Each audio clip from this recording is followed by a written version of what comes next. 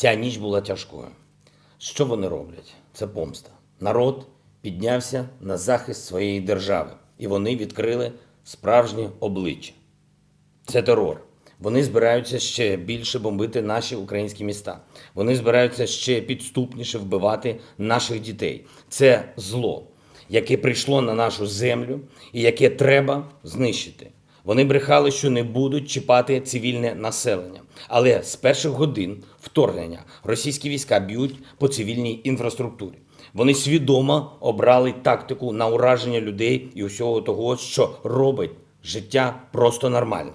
Електростанції, лікарні, дитячі садочки, житлові будинки – все під ударами щоденно. Те, що окупанти роблять Харкову, Охтирці, Києву, Одесі та іншим містам і селищам, тягне на міжнародний трибунал. Усі їхні злочини ми чітко фіксуємо. І цих злочинів було б набагато більше, якби не наші мужні захисники. Українські сили усі молодці. Відбивають атаку, ламаючи плани ворога, блискуче виконують свою роботу. Так, це дійсно робота. Жорстка робота, фундаментальна, а найголовніше – справедлива робота. Робота, яка заслуговує найвищої оцінки, найвищої вдячності. Ухвалено рішення про значне підвищення нашим захисникам. Можу сказати вам відверто, це буде дорого, але немає нічого дорожче, ніж життя і боротьба за свободу нас, за свободу наших наступних поколінь. І є ті, хто нам допоможе.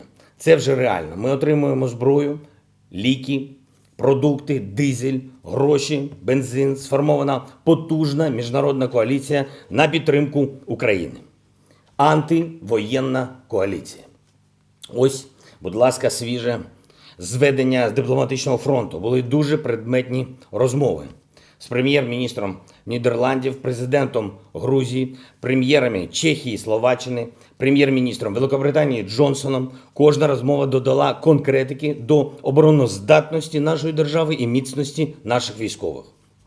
Німеччина оголосила про постачання 1000 протитанкових гранатометів та 500 стінгерів з додатковими боєкомплектами. Бельгія дає 5000 кулеметів та 5 мільйонів набоїв, а ще майже 4000 тонн палива. Завдяки активній дипломатії домоглися від усіх європейських країн рішення про відключення Росії від СВІФТу.